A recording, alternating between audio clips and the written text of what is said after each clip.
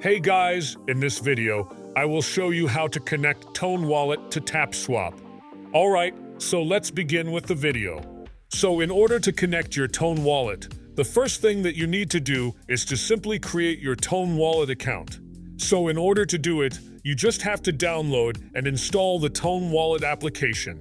And then you just have to follow further instructions in order to successfully create your account on it. Now, once you have successfully created your account, you need to tap on this gear icon in the top right-hand corner. Then tap on the Backups option. And here you need to tap on Backup manually. So what this will do is it will copy your key associated with your Tone Wallet, which you can use for future login into your Tone Wallet. So once you have successfully done that, you just have to launch your Tapswap application. Now, once you are in the Tapswap on the homepage, you will be able to see Connect Wallet button at the top right. You just have to click on Connect Wallet button. After that, it will ask you to enter your password, and then your Tone Wallet will be connected to Tapswap. So that's basically how you can connect Tone Wallet to Tapswap. So that's all for this video.